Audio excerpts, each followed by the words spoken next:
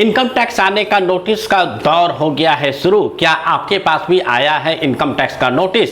अगर नहीं तो आप ये जानना चाहते हो कि किन कारणों से आ सकता है इनकम टैक्स का नोटिस। मैं Manish Kumar Sinha cross business boundary में आपका स्वागत करता हूं और अभी तक आपने हमारे चैनल को सब्सक्राइब नहीं किया है जरूर कर लेना, बेल आइकन भी क्लिक कर लेना सो नेक्स्ट वीडियो का नोटिफिकेशन आपके पास आ जाए।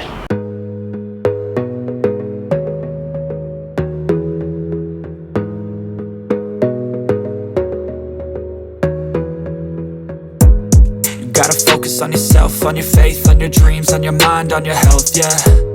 You gotta work, never tell, keep your head down, find what you love. आप एक इंडिविजुअल हो और आपने 31 जुलाई से पहले रिटर्न फाइल कर दिया है, तो अब डिपार्टमेंट के हाथ में ये चीज़ है कि आपने जो रिटर्न फाइल किया है उसको एक्सेप्ट कर ले या उसके ऊपर नोटिस भेजे। एक्सेप्ट करने का मतलब है कि जो भी आपने इनकम का ब्यौरा दिया है, आय का डिटेल दिया है, वो department as it is accept कर ले और आपको इंटीमेट कर दे कि जी हाँ, आपने जो रिटर्न भरा है बिल्कुल सही है और इस पर ना तो हम डिमांड मांग रहे हैं ना ही आपका कोई रिफंड बना हुआ है। तो सबसे पहले हम ये समझते हैं कि जब आप रिटर्न अपलोड करते हो, फाइल करते हो, तो क्या क्या होता है। आपने किसी भी समय इनकम टैक्स रिटर्न अपलोड कर दिया, अब इनकम टैक्स डिपार्टमेंट ये देखता है क्या ये रिटर्न सही है कि नहीं, क्या आपने जो इनकम का डिटेल शेयर किया है डिपार्टमेंट के साथ बिल्कुल मैच खाता है कि नहीं, जो 26 AS और AIS के है। अगर वो सारा चीज़ डिटेल मैच खाता है और उसके ऊपर अगर कोई रिफंड बनता है तो वो आपको रिफंड दे देगा और एक लेटर भेज देगा कि आपका सारा इनकम बिल्कुल सही है और आपके फाइलिंग के अनुसार 2000, 5000, 25 लाख, 2 लाख जो भी रिफंड बनता है वो आप एलिजिबल है। और विद इन टाइम पीरियड, ये 7 दिन भी हो सकता है, 1 मंथ भी हो सकता है, 2 मंथ भी हो सकता है, दैट विल डिपेंड। ये कोई टाइम लिमिट फिक्स नहीं है, लेकिन डिपार्टमेंट कहता है हम जल्द से जल्द आपको रिफंड प्रोसेस कर देंगे। अगर आपने रिटर्न भरा है और उस रिटर्न में कोई डिमांड आ रहा है, जैसे आपने रिटर्न भरा और वहाँ पर आ रहा था 5000 रुपया पे करना है, आप पे कर रहे थे, कोई कारण से पे नहीं हो पाया या आपने सोचा कि बाद में मैं पे करूँगा, तो डिपार्टमेंट उस रिटर्न को एक नोटिस देगा आपका इनकम का सारा डिटेल सही है लेकिन आपको 5000 रुपया पे करना था जो आपने पे नहीं किया है। तो ये होता है इंटीमेशन विद डिमांड। तो ये आपके पास जब भी नोटिस आएगा आपको सिर्फ 5000 रुपया जमा करना है और उस डिमांड के रिगार्डिंग एक डिटेल डिपार्टमेंट को शेयर करना कि ये मेरा चालान नंबर था, इस दिन को मैंने ये 5000 रुपया या जो भी आपका डिमांड था आपने पे कर दिया और आपका जो रिटर्न है वो पूरा प्रोसेस हो जाएगा। ये तो हमने अभी बात किया कि जब आपने रिटर्न फाइल किया आपके पास ना कोई डिफंड था ना ही कोई डिमांड था, तो आपको एज इट इज इंटीमेशन दे दिया जाएगा कि आपका सारा इनकम सही है, ना कोई रिफंड है ना कोई डिमांड है। अगर कोई रिफंड रहेगा तो वो फिर डिपार्टमेंट बोलेगा कि ये इतना पैसा आपका रिफंड है, आप ले लो। टाइम लिमिट कोई फिक्स नहीं है, लेकिन डिपार्टमेंट कोशिश कर रहा है कि विद इन 1 मंथ या विद इन 2 मंथ आपको सारा रिफंड दे दे। तीसरा कैटेगरी है कि जब डिमांड आता है तो डिपार्टमेंट फिर से आपको एक नोटिस देता है, इंटीमेट करता है कि ये डिमांड आप पे कर दो। अगर आप पे कर देते हो कोई दिक्कत नहीं है। अब प्रॉब्लम आता है कि आपने रिटर्न तो भर दिया लेकिन आप कैसे आइडेंटिफाई करो कि आपने जो रिटर्न भरा है वो बिल्कुल सही है या गलत है।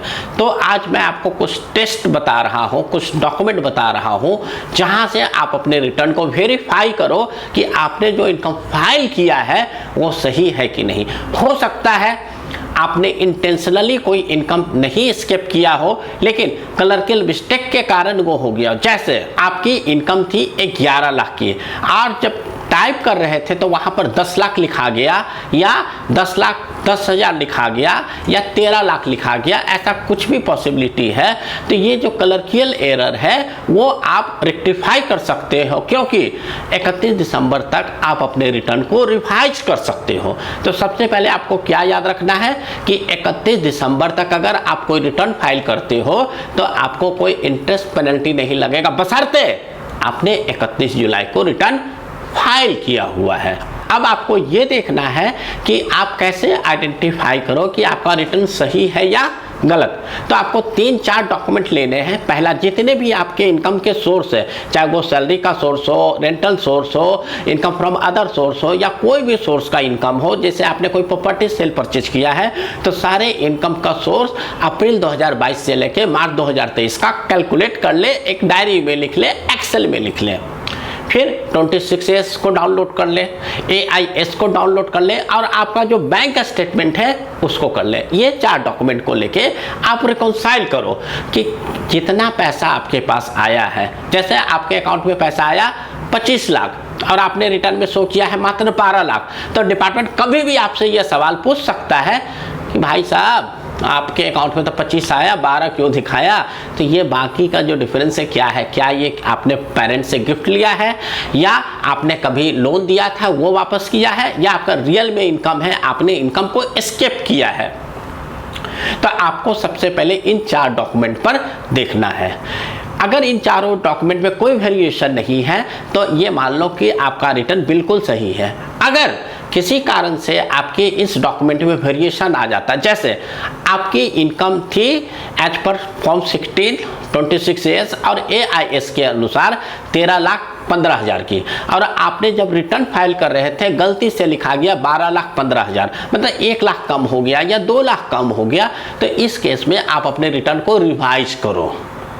इसी तरीके से दूसरा जो रीजन होता है नोटिस भेजने का, जैसे आपने कोई एग्जम्पशन क्लेम किया है, जैसे HRA का क्लेम किया है, LTC का क्लेम किया है, लीव इनकैशमेंट का क्लेम किया है, या आपने डिडक्शन ज़्यादा क्लेम कर लिया, जैसे आपने इंश्योरेंस में मात्र 20,000 रुपया जमा किया है, म्यूचुअल फंड में मात्र 10,000 जमा किया है, और आपने LTC में पूरा 1.5 लाख बेनिफिट ले लिया है, तो इस केस में डिपार्टमेंट आपके ऊपर नोटिस शेयर कर सकता है, आपको पूछ सकता है। 80D, जहाँ पर हमें मेडिकल इंश्योरेंस लेना होता है और हमने मेडिकल इंश्योरेंस 1 रुपया का भी नहीं लिया है, और हमने पूरा 25,000 या 75,000 50,000 जो भी हम एलिजिबल है हमने क्लेम कर लिया, इस केस में भी डिपार्टमेंट आपको केस कर सकता है, नोटिस भेज सकता है। तीसरा, आपने कोई पॉलिटिकल डोनेशन नहीं दिया या किसी ट्रस्ट को डोनेशन नहीं दिया, फिर भी आपने फर्जी पैन नंबर लिख के कुछ अमाउंट लिख देते हो, 10,000 20,000 1 लाख 5 लाख 50 लाख, इस केस में भी डिपार्टमेंट आपको नोटिस शेयर कर सकता है। तो दोस्तों, आपने रिटर्न फाइल कर लिया तो आपको 3 स्टेप करना है। पहला, आप पहले ये चेक करो कि क्या आपसे स्किप तो नहीं हुई है। अगर आपका इनकम स्किप नहीं हुआ है तो आपने कोई एग्जम्पशन ज़्यादा तो नहीं क्लेम कर लिया, डिडक्शन ज़्यादा तो नहीं क्लेम कर लिया। अगर ये दोनों चीज़ें नहीं है तो 99% आप ये मान लो कि आपको नोटिस नहीं आएगा। लेकिन समटाइम ऐसा होता है, जैसे आपने एक प्रॉपर्टी सेल किया और आपने उसको ITR में ही नहीं दिखाया, तो अभी आपके पास समय है 31 दिसंबर तक, आप अपने ITR को रिवाइज कर दो। और अगर किसी कारण से अभी तक आपने ITR नहीं फाइल किया है तो मेरा सजेशन होगा कि 31 दिसंबर से पहले 1,000 या 5,000 की पेनल्टी आएगी, लेकिन उसके साथ आप अपना रिटर्न फाइल कर लो, सो डैट कि आपको आगे कोई नोटिस ना आए। क्योंकि डिपार्टमेंट ने अगर नोटिस दे दिया आपके रिटर्न रिवाइज रिटर्न फाइल करने से पहले या आपके ओरिजिनल रिटर्न फाइल करने से पहले, तो वो हैवी पेनल्टी लगेगा, और आपकी ये पेनल्टी तकरीबन 100% या 200% भी हो सकता है।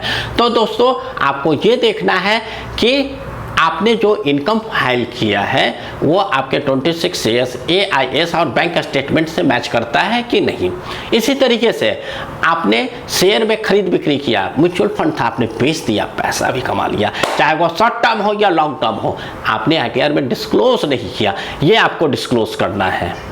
इसी तरीके से आपके पास हाउस प्रॉपर्टी है, आपका लोन चुकता हो चुका, लेकिन आपने सोचा ना डिपार्टमेंट को क्या पता चलेगा, इस बार फिर से 2 लाख डाल देता हूं।